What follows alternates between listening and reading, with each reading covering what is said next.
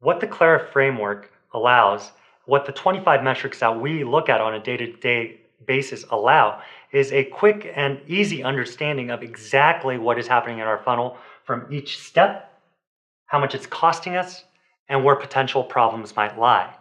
Now, to help uncover some quick truths about our funnel, we use two diagnostic measures, two companion measures for diagnosis called heat maps and response times. Heat maps, response time. So let's talk about each one in sequence and how we think of the way we run diagnostics when it comes to funnel analysis here at Clara.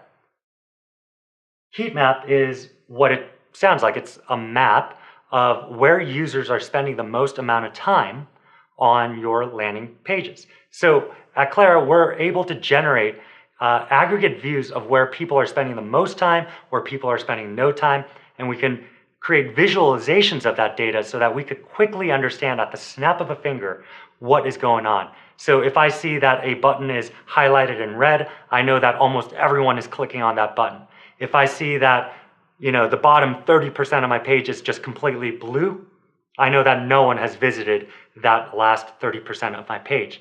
And I can use that to understand how I'm reaching and engaging patients as they come in that front door, and how I'm presenting my information, my education, my opportunity, and how they are responding in kind.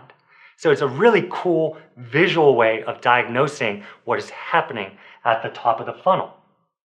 Now, heat maps aren't available to everybody, and not every IT vendor is going to have access to the technology. But the good news is that in the 21st century, there are no shortage of resources that you can use for tracking purposes. So the one that I would recommend, if you do not have access, or if your vendors or teams do not have access or ability to generate a heat map for you, what I recommend is using Google Analytics. Google Analytics is a free tool from Google that allows any web domain to understand what's happening on their pages. So you can use a couple of measures that they provide to quickly replicate what you would do with a visual heat map. Measures such as average time on page, measures such as average number of pages visited, which exit pages are the most popular. All this information is going to allow you to understand what's going on in your funnel. So if you don't have a heat map, try to get Google Analytics embedded. It's very quick to implement, very easy to learn how to operate their dashboard. And again, measures such as average time on page, average number of pages visited, all that stuff is going to give you a great sense of what's going on. For example, if you're noticing that your visit to lead rate is an anemic 1%, and you're really hoping for that 2.5% that you set yourself up as an internal guideline.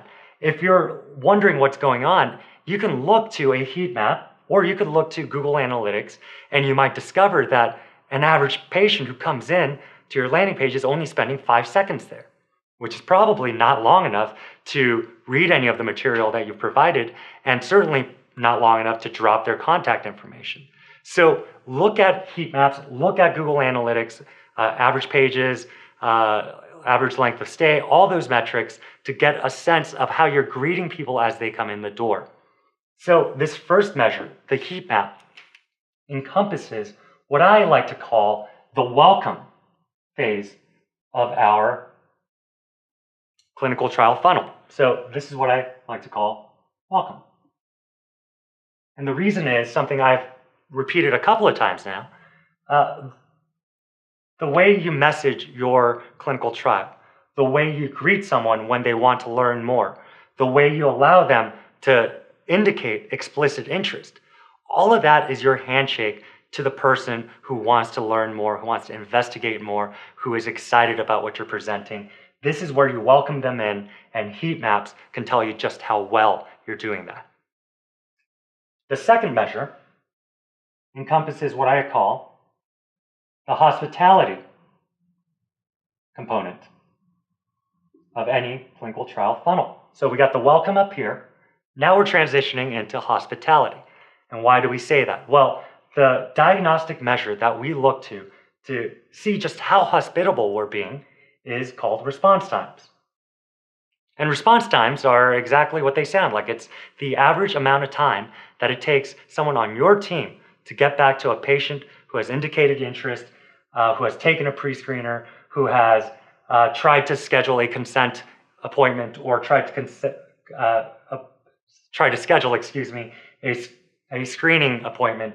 That's what we call hospitality, and we measure that through response times. The average amount of time that it takes for someone on your team to get back to anyone who's interested or has questions or has follow-ups. At Clara, we shoot for a 20-second response time. 20 seconds, not 20 minutes, 20 seconds. The way we're able to do that is through a lot of optimization through our Clara platform. We can schedule automatic text messages and emails and reminders. So it's pretty powerful tooling that we have at our fingertips that allow us to be immediately hospitable to the patient who is interested in our trials. So there's never a point in which a patient feels like they got dropped off. We've seen in the industry sometimes that it takes 72 hours to get back to a patient. Occasionally, we've seen a week before a patient hears back. And the nature of these patients who have already found you through hearing your message and visiting your site and dropping their lead information, they are highly motivated and they are looking for alternative paths, more treatment options. They are super, super motivated. They will not wait around. So if you are spending more than 24 hours in getting back to a patient, they will drop off forever. So if you can't measure yourself against that 20-second expectation, measure yourself against that 24-hour expectation, because I promise you that it takes a very rare patient to wait 72 hours before hearing back. So response times then help us understand just where things might be going wrong as we're trying to be hospitable and shepherd a patient through taking the pre-screener, passing the pre-screener, and all the way down to enrollment. If you notice that your conversion rate for, let's say, passing to scheduling a consent appointment is very, very low, look to your response times.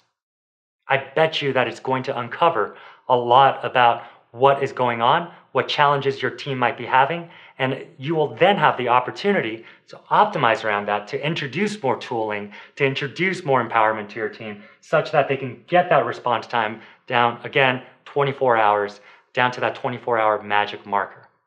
So those are two diagnostic measures.